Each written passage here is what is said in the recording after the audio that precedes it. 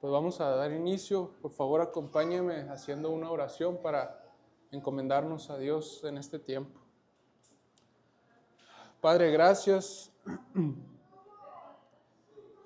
Gracias, Señor, por estar aquí delante de ti. Que no olvidemos eso, Señor, que estar en este lugar es estar delante de ti, Señor. Gracias, Padre, que Cristo se pasea, anda en los 7 candeleros, Señor. Es decir, con su iglesia. Gracias, Padre, que por la palabra, por tu revelación, tenemos certeza, Señor, de que Cristo está con nosotros. A eso venimos a adorar, a glorificar su nombre. Oh Padre, que esta predicación sirva también como un medio para glorificarte, como un medio para traer gracia a nuestros corazones. Mi corazón, mi boca, mi mente te pertenecen, Señor, úsalas para tu gloria. Que tu Espíritu ilumine nuestros corazones, Señor, y nos anime en este camino de la fe. Gracias te damos en el nombre de Jesús. Amén.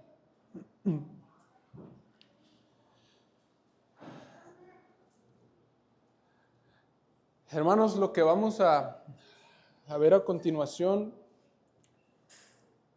no son las nuevas estrategias para hacer crecer una iglesia. No son una invención de 7 pasos para que una iglesia se mantenga fervorosa. No es nada nuevo, hermanos, es algo que se escribió hace más de 2000 años. Nosotros no estamos para inventar estrategias o nuevos métodos. La palabra de Dios nos ayuda a cómo mantenernos alentados o animados los unos a los otros. ¿Qué podemos hacer para ayudarnos a perseverar y a seguir firmes en la fe? ¿Qué puede hacer usted? ¿Qué puedo hacer yo para mantenernos alentados, animados en la carrera de la fe? Porque el desánimo siempre va a estar, hermanos. El desánimo es algo que ataca constantemente nuestras vidas. Entonces, el tema de hoy, hermanos, vamos a estar en Primera de Tesalonicenses, capítulo 1, y vamos a tomar solo 2 versículos. Primera carta a los Tesalonicenses, capítulo 1, versículo 2 y 3. Y el título de esta predicación es Una oración de aliento.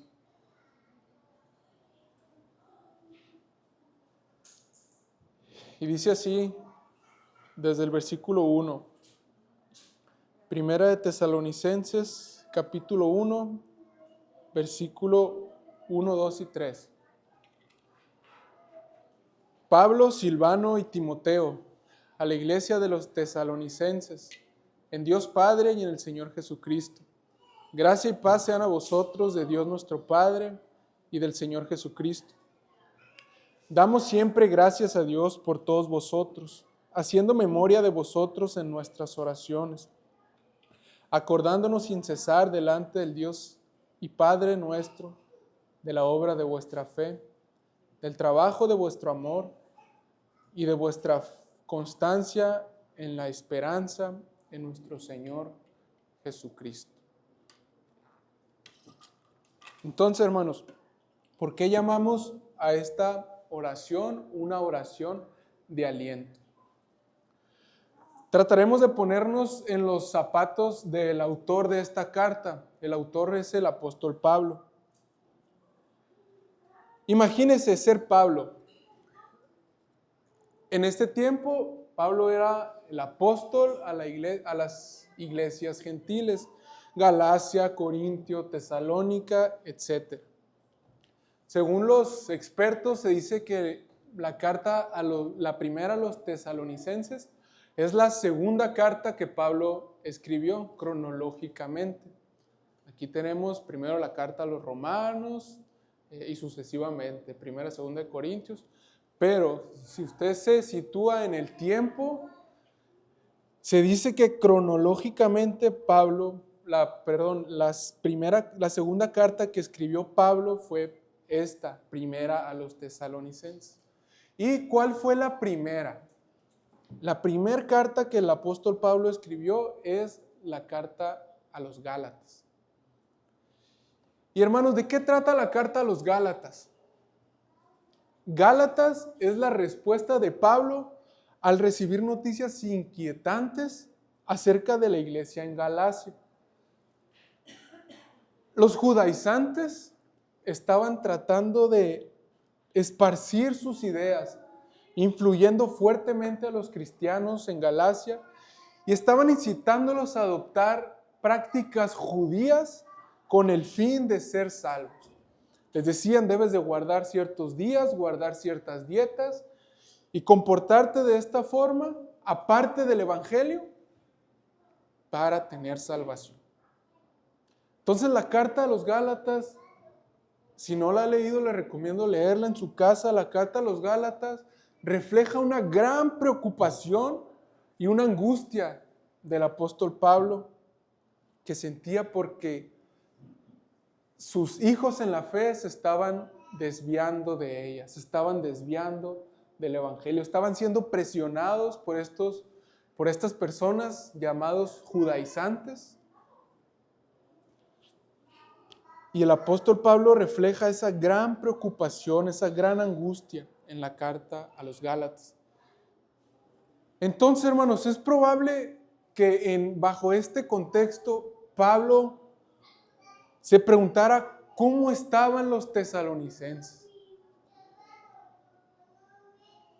Si están teniendo problemas los creyentes acá en Galacia, ¿cómo estarán los de Tesalónica? ¿Seguirán firmes? ¿Con qué estarán luchando? ¿O acaso habrá algunos falsos maestros que estén ya influyéndolos? ¿Qué otras corrientes los estarán tratando de influenciar? ¿Será que quizá las tentaciones o el pecado han enfriado el amor de ellos? Entonces, teniendo esta preocupación en su corazón, es que Pablo decide enviar a Timoteo a Tesalónica a visitar esta iglesia. Y hermanos, qué grata sorpresa se llevó el apóstol a recibir el informe de Timoteo. Según el capítulo 2, versículo 17 de Primera de Tesalonicenses, estas personas seguían firmes en la fe y en el amor del Señor. Dice ahí que recuerdan con mucho cariño a Pablo y a sus colaboradores y desean verlos pronto. Entonces, hermanos, en este contexto es que fue escrita la carta a los tesalonicenses. Una preocupación de Pablo. Por ejemplo, dice el capítulo 3, versículo 1. Dice, por lo cual no pudiendo soportarlo más, acordamos quedarnos solos en Atenas y enviamos a Timoteo, nuestro hermano, servidor de Dios y colaborador nuestro en el Evangelio de Cristo, para confirmaros y exhortaros respecto a vuestra fe. Se fija, no soportando más, está reflejando una angustia, una preocupación en su corazón por esta iglesia. Y grata sorpresa, una sorpresa para bien, se encontró después del informe del apóstol Pablo.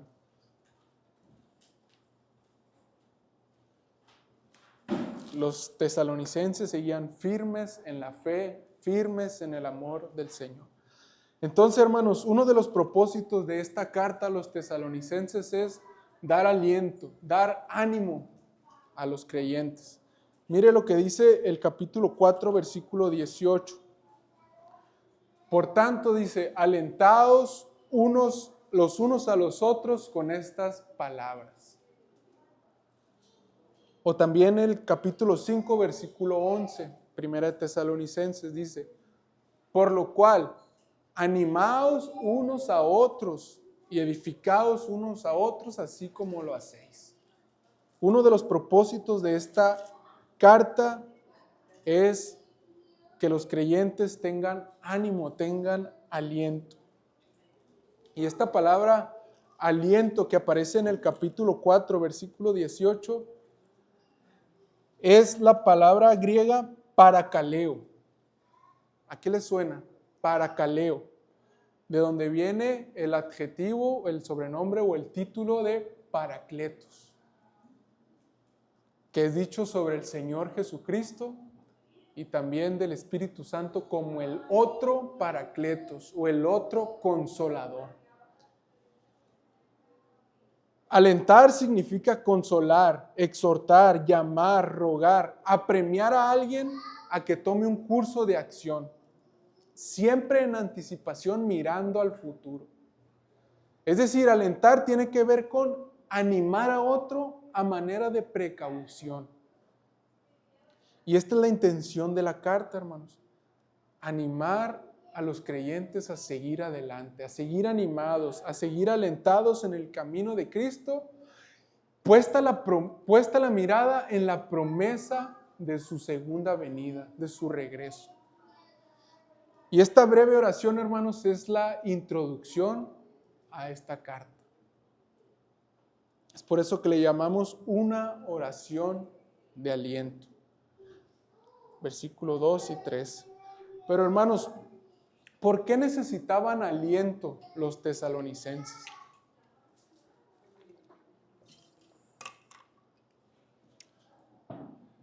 Los tesalonicenses necesitaban aliento porque ellos no le habían pasado nada bien a causa de la fe. Por ejemplo, ve ahí en su Biblia el capítulo 1, versículo 6 de la misma carta. Dice, y vosotros vinisteis a ser imitadores de nosotros y del Señor, recibiendo la palabra en medio de gran tribulación. Gran tribulación. Capítulo 2, versículo 2.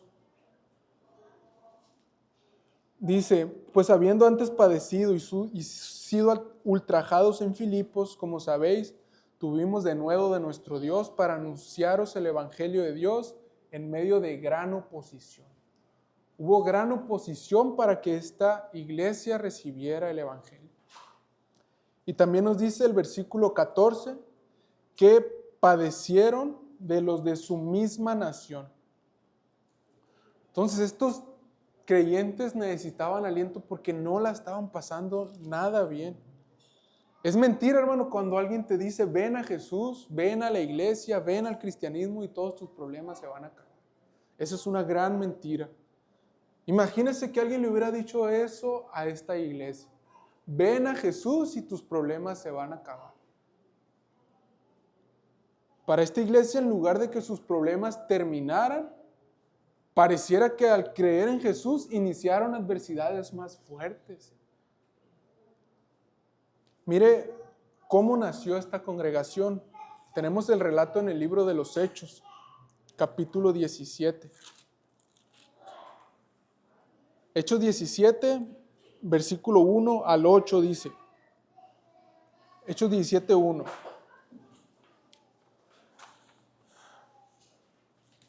Dice, pasando por Anfípolis y Apolonia, llegaron a Tesalónica, donde había una sinagoga de los judíos.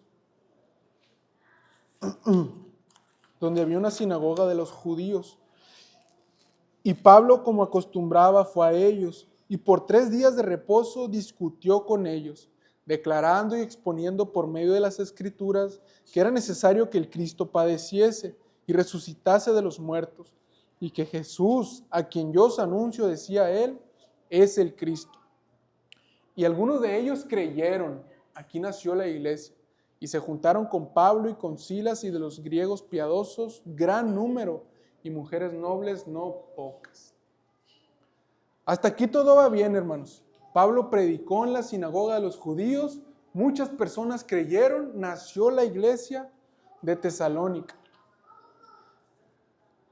Pero, ¿qué sigue diciendo el relato? Versículo 5 dice: entonces los judíos que no creían, teniendo celos, tomaron consigo algunos ociosos, hombres malos, y juntando una turba alborotaron la ciudad y asaltaron la casa de Jasón.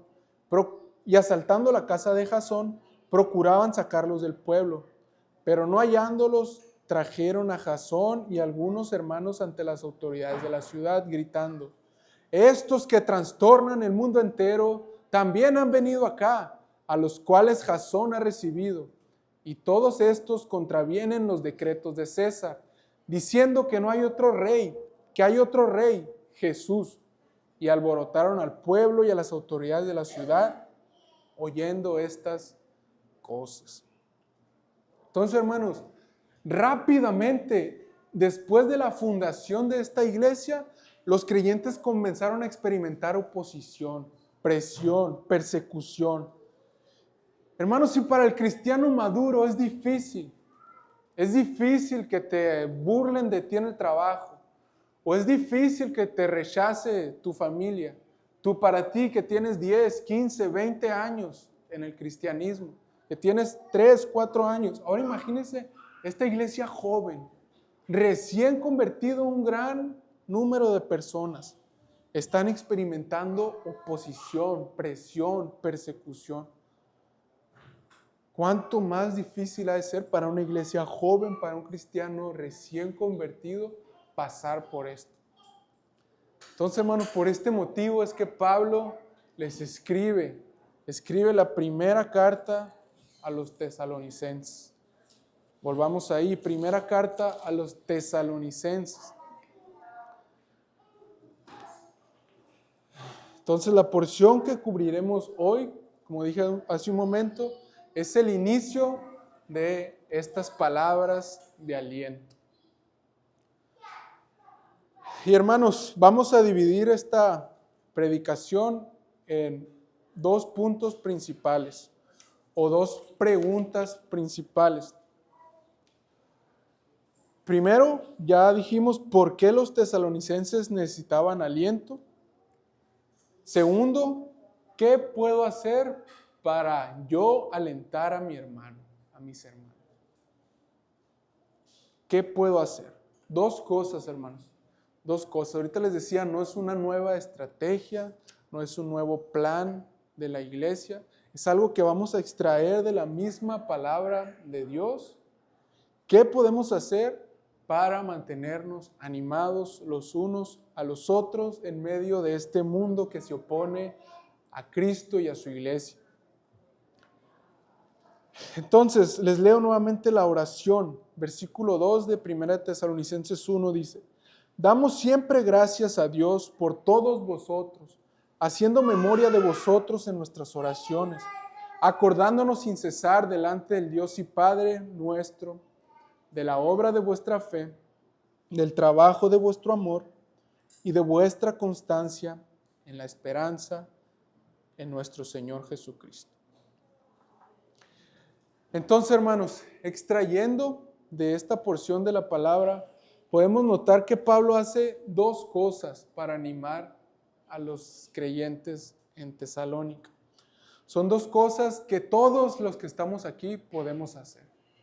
Todos, sin excepción alguna.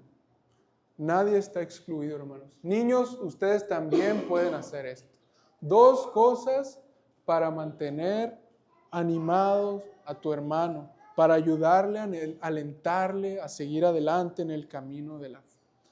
2 cosas, hermanos, no es la nueva estrategia, es, número 1, ora por tu hermano. Ora por tu hermano, es lo primero. Y número 2, hazle saber que estás orando por él o por ella. 2 cosas que usted y yo podemos hacer. Número 1, hermanos, ora por tu hermano. Ora por tu iglesia. Y obviamente la segunda no puede ser sin la primera. Es decir, hermanos, Pablo, según el versículo 1, al hacerle saber que menciona a Silvano, a Timoteo y a él mismo, les hace saber que están orando por los tesalonicenses. De ninguna manera esto puede estar desconectado de que realmente oren por ellos. ¿A qué me refiero con esto, hermanos? Estos hombres no eran quizá como a usted y a mí nos ha pasado alguna vez. Estos hombres no eran nada más de palabra. Como a lo mejor usted y yo hemos dicho alguna vez, hermano, voy a orar por ti. Y durante toda la semana ya no nos acordamos del hermano. Lo que Pablo está comunicando no eran solo palabras para tratar de consolar y de alentar a los creyentes, sino que sus palabras estaban respaldadas por sus acciones. Él en verdad oraba, junto con estos líderes que menciona Silvano y Timoteo, él de verdad oraba por los tesalonicenses. No nomás era de palabra hacia afuera, no nomás de decir, hermano, vamos a orar por ti, voy a orar por ti, sino él realmente oraba. Pablo, como veíamos en la introducción, tenía en su corazón esta iglesia. Los amaba profundamente. Miren el capítulo 2, versículo 7, cómo compara el amor que tiene por esta iglesia. Dice, antes fuimos tiernos entre vosotros, como la nodriza que cuida con ternura a sus propios hijos. Como una madre que está criando bebés, es la imagen que está poniendo Pablo. Como una madre que está criando bebés, es el amor, la ternura que yo tuve por ustedes. O también en el versículo 10 del capítulo 2, versículo 10 y 11, otra forma de comparar su amor. Dice, vosotros sois testigos y Dios también, de cuán santa, justa e irreprensiblemente nos comportamos con vosotros los creyentes. Así como también sabéis de qué modo, como el Padre a sus hijos, exhortábamos y consolábamos a cada uno de nosotros. Pone tanto la figura del padre como de la madre para expresar el amor que él tenía por estos creyentes. Y hermanos, el amor que Pablo tenía lo llevaba a la acción, o lo llevaba, mejor dicho, a la oración. ¿Y qué mayor acto de amor, hermanos, puedes tener por tu iglesia que orar por ella? Que ir ante el trono de gracia y poner los nombres de tus hermanos ante Él. Entonces, hermanos, lo primero que aprendemos aquí es, ¿deseas servir a tu iglesia? ¿Deseas ser útil, que Dios te use para animar a los demás hermanos? Y algo muy importante que podemos hacer usted y yo, todos los días, en cualquier momento, en cualquier lugar, está al alcance de todos nosotros, niños, está al alcance de ustedes también, es orar los unos por los otros. Orar unos por otros. No estamos inventando nada, hermanos, no estamos trayendo nuevas estrategias, las técnicas más actualizadas o la estrategia del 2025 para hacer crecer la iglesia, no. Es lo básico del cristianismo, orar los unos por los otros. ¿Quieres, hermano, que de nuestra iglesia crezca? Que veas a tus hermanos firmes, alentados, animados, gozosos en la palabra. Pues ora por ellos. Oremos los unos por los otros. Confiemos en que Dios obra a través de la oración entre nosotros. Y habiendo dicho esto, hermanos, vamos a analizar elementos de la oración de Pablo con el propósito de que esto sirva como un modelo en el cual podamos apoyarnos para orar los unos por los otros. Esta oración que encontramos aquí en el versículo 2 y versículo 3 contiene 4 elementos, los cuales son, número 1, constancia. Número 2, gratitud. Número 3, reconocimiento. Y número 4, alabanzas a Dios. 4 elementos que contiene esta oración. Y ahora sí vamos a entrar de lleno al versículo 2 y versículo 3. Primer elemento, hermano, que contiene esta oración es constancia, perseverancia. Podemos notar ahí en el versículo 2 que esta oración era algo constante, era algo que Pablo hacía sin desmayar. Mire la forma en que escribe ahí en el versículo 2, dice, damos siempre gracias. Número 1 dice damos, no dice hemos dado, o dimos, o daremos, o la semana pasada oré por ustedes, o ayer oré por ti. No, dice damos. Al hablar de esta forma, Pablo comunica que esto es una acción constante. Damos. Es una acción que es constante, es presente y es algo que él hace continuamente. Y la siguiente palabra lo reafirma, dice, damos siempre. Damos siempre gracias. ¿Y qué significa siempre? Es decir, en todo momento. Y la tercera frase que resalta la constancia de la oración está en el versículo 3, que dice, acordándonos sin cesar delante del Dios y Padre nuestro. Damos siempre gracias y nos acordamos sin cesar de ustedes. El primer elemento es constancia. Pablo oraba continuamente por ellos. ¿Y cómo le hacía, hermanos, Pablo para orar constantemente por estos creyentes? Pues no lo sabemos. No sabemos si Pablo tenía escrita una lista de oración o si Pablo tenía muy buena memoria. Pero lo que sí sabemos es que este hombre tenía a la iglesia de Tesalónica en su corazón. Y no se le pasaba pedir al Dios del cielo por ella, por las necesidades de esta iglesia tan amada. Él los tenía en su corazón. Y aterrizando un poco, hermanos, ¿cómo le podemos hacer nosotros? Pues hay varios métodos que podemos emplear, adoptar cada quien. Hay libertad en esto para asegurar o procurar estar orando los unos por los otros. Usted puede tener una lista de oración escrita y visible en su hogar. Usted puede usar la tecnología, poner alarmas en su celular. Hay pastores que en su oficina tienen los portarretratos de cada familia o cada miembro de su iglesia y oran para que no se les olvide ningún miembro de su iglesia. En nuestro caso, nuestro pastor nos manda por WhatsApp un recordatorio de por quién o invitándonos a orar por cierta familia tal día.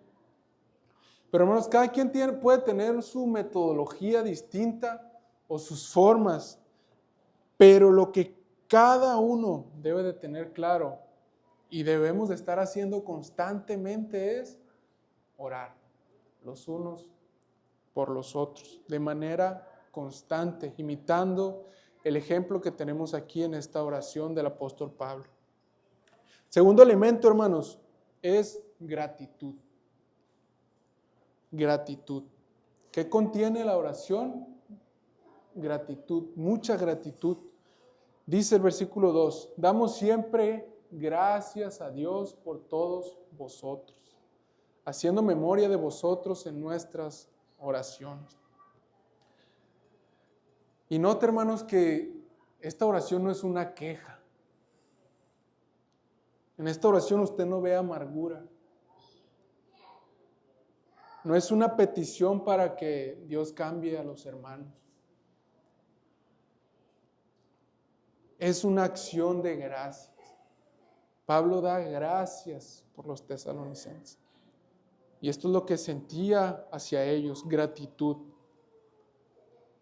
Mire también lo que les dice en el capítulo 3, versículo 9 y 10 dice: por lo cual, ¿qué acción de gracias podemos dar a Dios por vosotros?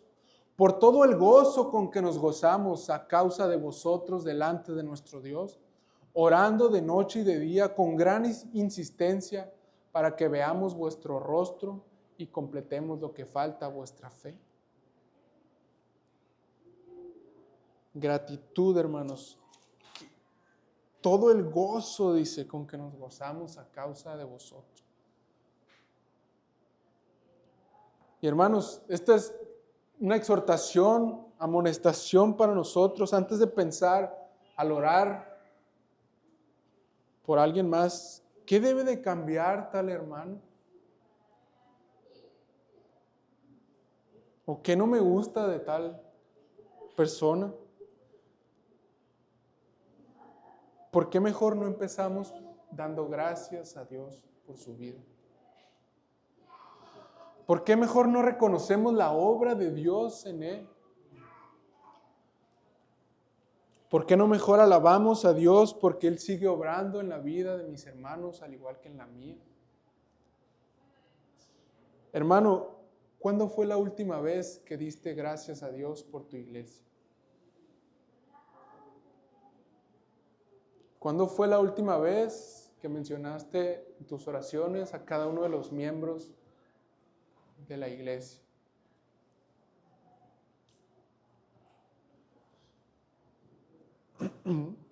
Tercer elemento, hermanos. Esta oración contiene un reconocimiento a los creyentes. Un reconocimiento a los tesalonicenses. Otra vez, pongámonos en los zapatos del apóstol Pablo. Pablo era un pastor, era un apóstol para esta iglesia. Y Pablo no es que solamente cuidara esto que acabamos de decir, no es que solo cuidara el ser agradecido antes que ser una persona pesimista o una persona quejosa. Pero la iglesia de los tesalonicenses le daba motivos a Pablo para estar agradecido también por la obra de Dios en sus vidas. El informe que le trajo Timoteo fue de gran consolación y de gran gozo para Pablo.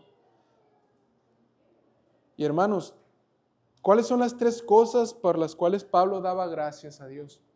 3 cosas. Dice el versículo 3. Acordándonos sin cesar delante del Dios y Padre nuestro, de la obra de vuestra fe. 1. Número 2, del trabajo de vuestro amor. 3, y vuestra constancia en la esperanza de nuestro Señor Jesucristo. 3 cosas que los tesalonicenses le dieron como motivo a Pablo para dar gracias a ellos. Y sí, bien, podemos ver que la oración es una acción de gracias, pero también Pablo está reconociendo las virtudes que hay en los creyentes. A las 3 virtudes que menciona aquí el apóstol le antecede la palabra vuestro o vuestra.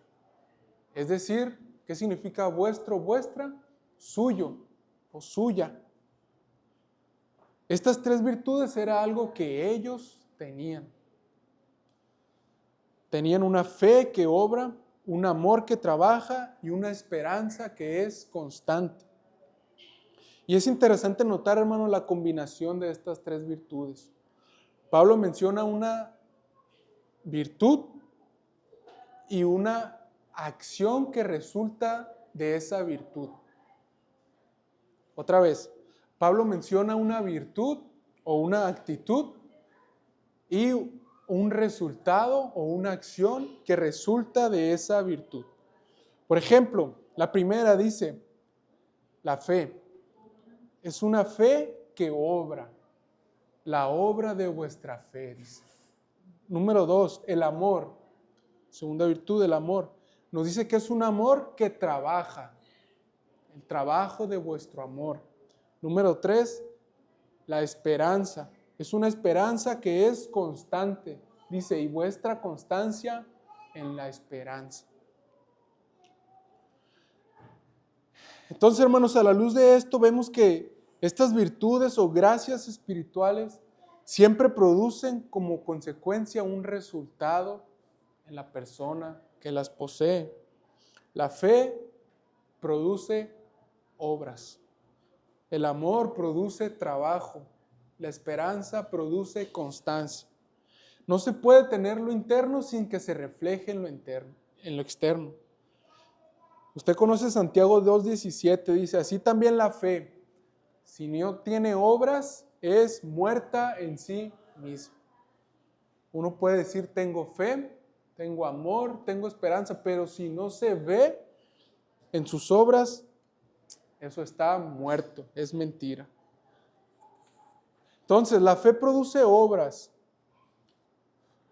Esto lo respalda 1 Juan 3:16 al 18, que dice, en esto hemos conocido el amor, en que Él puso su vida por nosotros. También nosotros debemos poner nuestra vida por los hermanos. Pero el que tiene bienes de este mundo y ve a su hermano tener necesidad y cierra contra él su corazón, pregunta, ¿cómo mora el amor de Dios en él? Hijitos míos, no amemos de palabra ni de lengua, sino de hecho y en verdad. El amor produce obras, trabajo. Como lo dice 1 Juan 3:3. Y todo aquel que tiene esta esperanza en Él, se purifica a sí mismo como Él es puro. Y número 3, la esperanza produce constancia o perseverancia. Estas 3 virtudes, hermanos, eran notorias para Pablo y sus colaboradores. Porque ¿cómo supo Timoteo que los tesalonicenses tenían fe? ¿Cómo supo que los tesalonicenses tenían amor? ¿Y cómo supo que tenían esperanza? Fue a visitarlos, trajo un reporte al apóstol Pablo de esta iglesia. Y Timoteo le dijo a Pablo, los tesalonicenses tienen una fe que obra, un amor que trabaja y una esperanza que es perseverante. ¿Cómo lo supo esto?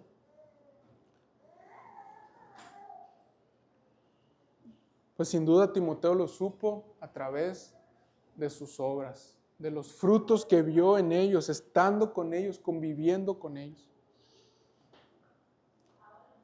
Entonces, hermanos, Pablo al recibir estas noticias fue un motivo muy grande para que él diera gracias a Dios por lo que estaba haciendo en ellos. A lo mejor él esperaba recibir malas noticias como ya lo había recibido de los Gálatas, pero no, fue todo lo contrario. Él recibió muy buenas noticias. Los creyentes estaban perseverando. Ahora, por medio de esta carta, Pablo está reconociendo a los hermanos.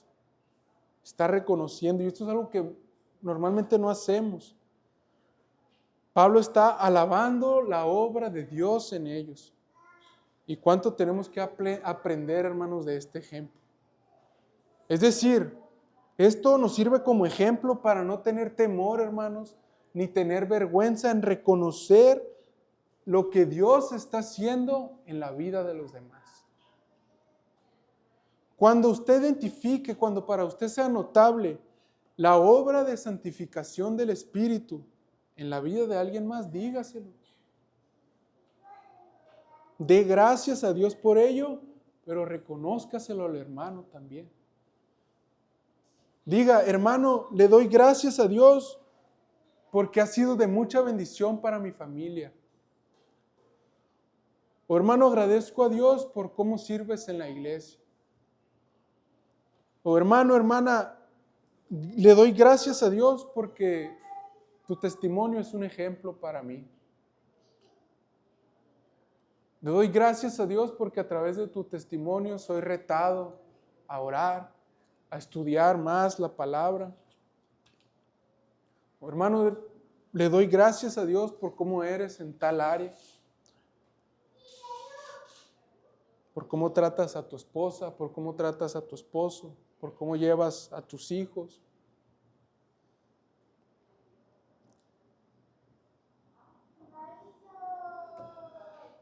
Muchas veces, hermanos, somos más rápidos, más prontos en identificar, en señalar las fallas, las deficiencias en otros, los errores. Y la mayoría del tiempo somos muy tardos en ver las virtudes de los demás. Y la obra de Dios en su iglesia. Entonces, hermanos, esta oración también es un reconocimiento a los tesalonicenses. Pablo está reconociendo lo que Dios ha hecho en ellos. Tomemos como ejemplo, hermanos, esta oración y procuremos reconocer las virtudes de los demás, con el fin de alentarnos los unos a los otros, de mantenernos animados en el camino de la fe. Cuarto elemento, hermanos. Cuarto elemento que contiene esta oración es alabanza a Dios. Ya dijimos que esta oración contiene constancia, contiene gratitud, contiene un reconocimiento a los hermanos y número 4, contiene alabanzas a Dios. Esta oración, hermanos, aunque está reconociendo a los tesalonicenses, pero no los está alabando a ellos.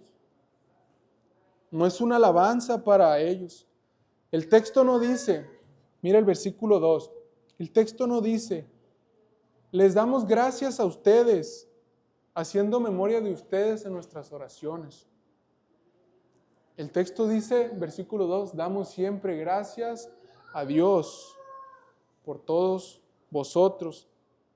Y lo dice el versículo 3, acordándonos sin cesar delante del Dios y Padre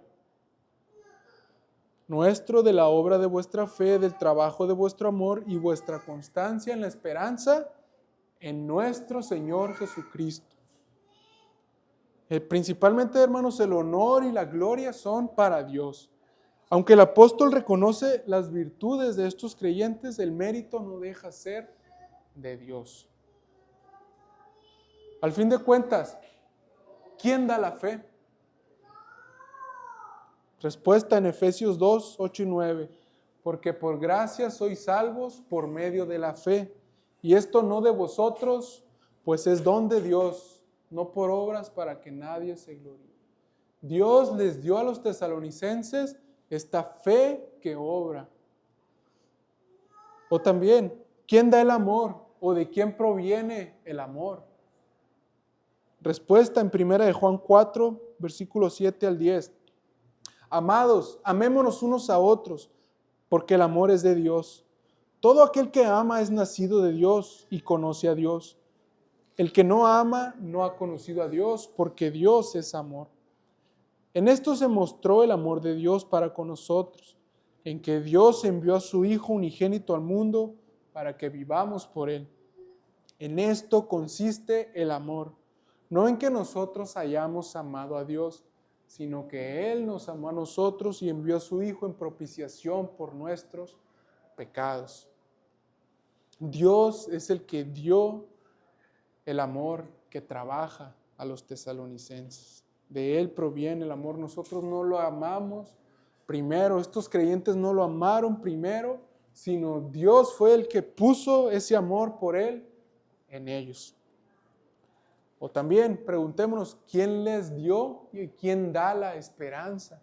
Esa esperanza que es constante. Respuesta, Romanos 15:13 dice, y el Dios de esperanza os llene de todo gozo y paz en el creer, para que abundéis en esperanza por el poder del Espíritu Santo. El Espíritu Santo hace que abunde esa esperanza en los creyentes. Entonces, hermanos, retomando el punto 3 de reconocernos los unos a los otros, cuando usted vea virtudes en los demás hermanos, no debemos de sobrevalorarlas o sobreestimarlas. En todo debemos de reconocer que la obra de santificación en nuestras vidas es Dios quien la hace. La gloria es solo de Él. Dios es el que nos da las capacidades, los dones, las fuerzas, la salud, la energía, los recursos y todo lo que tenemos es por gracia. ¿O qué tienes que no hayas recibido? Si Él decide retirarnos estas cosas, no podríamos hacer nada. Cuando vea la virtud en sus hermanos, reconózcale, pero sepa que la gloria solo es de Dios.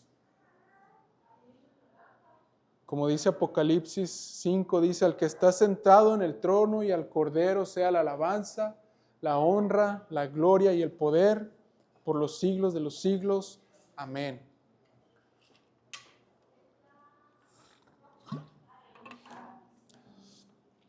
Entonces, hermanos, el primer punto fue, ore por sus hermanos. Oremos los unos por los otros. ¿Cómo hago para servir a mi iglesia? ¿Cómo hago para ayudar a que mis hermanos se mantengan alentados, unidos, firmes, constantes en el camino de la fe? Debemos de orar.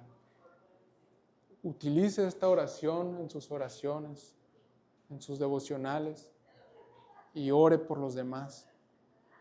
Dé gracias por sus hermanos, reconozca a sus hermanos, dé alabanzas a Dios por sus hermanos.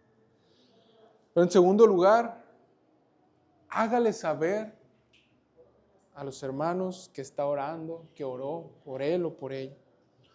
Y ese es el punto número 2. Pablo les comunica, hermanos, les dice, estoy orando por ustedes. Damos siempre gracias a Dios, les dice, haciendo memoria de vosotros en nuestras oraciones. Él se los hace saber. No solo se encerró en su aposento y oró por los tesalonicenses y pues que Dios haga la obra.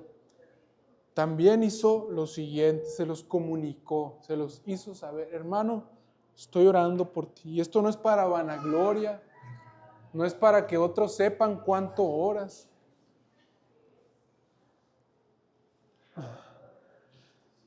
Hermanos, esto es algo, se pudiera decir, sencillo. No es algo del otro mundo, no es las nuevas estrategias. Es lo básico de la vida en una iglesia local. Pero es necesario, hermanos, es necesario y es efectivo aplicarlo entre nosotros. Orar unos por otros, nos dice la palabra de Dios, pero también hacernos saber que lo estamos haciendo. ¿Sí o no, hermanos? Es de ánimo. Se siente bien uno cuando un hermano te dice, estoy orando por ti. O cuando tienes algún problema y un hermano te dice, hermano, voy a estar orando por ti. Me voy a unir en oración contigo por este problema. Entonces, hermanos, que esta sea una exhortación para nosotros. Debería de ser hasta una cultura en nuestra iglesia. La oración unos por los otros, pero también el aliento los unos por los otros.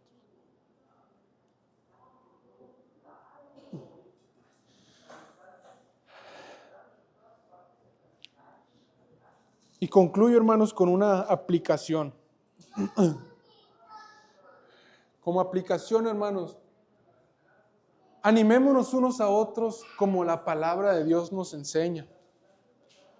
Hermano, cuando otra persona, cuando algún otro hermano te abre su corazón y te cuenta que está pasando por desánimos, por pecados, por tentaciones, por problemas, por presiones, ¿qué es eso, hermano, de decir, no, pues, hermano, échale ganas?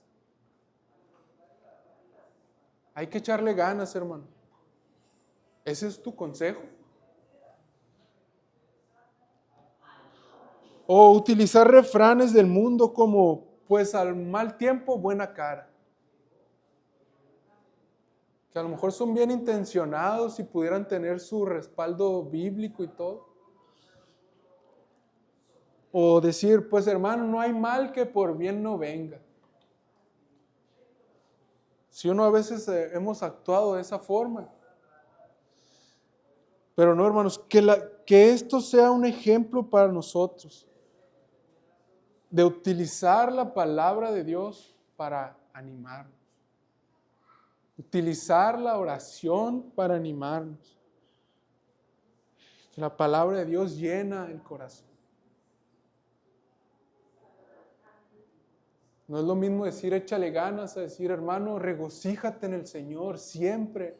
Regocíjate a pesar de lo que estés pasando. Como dice Colosenses 3:16, la palabra de Cristo more en abundancia en vosotros, enseñándoos y exhortándonos unos a otros en toda sabiduría, cantando con gracia en vuestros corazones al Señor con salmos e himnos y cánticos espirituales. ¿Por qué mejor no le recuerdas el Evangelio a tu hermano? Hermanos, esto es lo que, si usted analiza las cartas de Pablo, esto es lo que él hacía. Ante el problema que tenía la iglesia, lo resolvía aplicando el Evangelio a la vida de esa iglesia.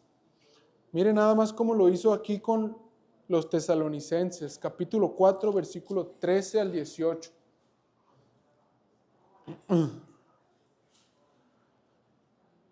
Dice, ¿cómo le hizo Pablo para darles ánimo a estos creyentes? Primera Tesalonicenses 4, 13 al 18 dice, tampoco queremos, hermanos, que ignoréis acerca de los que duermen, para que no os entristezcáis como los otros que no tienen esperanza. ¿Recuerdan que decía que el alentarnos es animarnos a manera de prevención? Pablo está previniendo aquí que ellos no se entristecieran. Y les dice, porque si creemos que Jesús murió y resucitó, ¿qué es esto? El Evangelio. Así también traerá Dios con Jesús a los que durmieron con él. Por lo cual os decimos esto en palabra del Señor, que nosotros que vivimos, que habremos quedado hasta la venida del Señor, no precederemos a los que durmieron, porque el Señor mismo, con voz de mando, con voz de arcángel y con trompeta de Dios, descenderá del cielo, y los muertos en Cristo resucitarán primero. Luego nosotros, los que vivimos, los que hayamos quedado, seremos arrebatados juntamente con ellos en las nubes para recibir al Señor en el aire, y así estaremos siempre con el Señor. Conclusión, por tanto, alentaos los unos a los otros con estas palabras. Anímense los unos a los otros con la palabra de Dios, con el Evangelio. Hermano, y si por alguna razón la situación por la que está pasando tu prójimo o tu hermano, pudieras decir que es una situación muy difícil. Y a veces decimos, hermano, pues no tengo palabras. Pero si por alguna razón llegas a ese punto de decir, hermano, no tengo palabras, todavía hay algo que puedes decir, hermano. Todavía le puedes decir, estaré orando por ti. Y créeme, esa sencilla frase es de gran aliento. Vamos a orar. Señor, gracias te damos por tu palabra, Señor, que nos alienta, nos trae ánimo, nos trae gozo, Señor. Gracias que tú nos exhortas, nos animas a servirnos los unos a los otros, a orar los unos por los otros. Gracias, Señor, porque tú nos has puesto en una vida de una iglesia local, no para ser servidos, Señor, sino para servir. Y gracias, Padre, por esta verdad que todos podemos aplicar en nuestras vidas, en nuestras casas. Enséñanos, Señor, que cada uno tenemos la responsabilidad de servirnos, de ayudarnos, de alentarnos. Que crezcamos, Señor, en esto como iglesia, con el fin, Señor, de reflejar tu carácter, de reflejar la unidad, el amor, la gracia, la misericordia, Señor, que tú has puesto en nosotros. Te damos gracias, Señor. Toda la gloria sea para nuestro Señor Jesucristo. En su nombre oramos. Amén.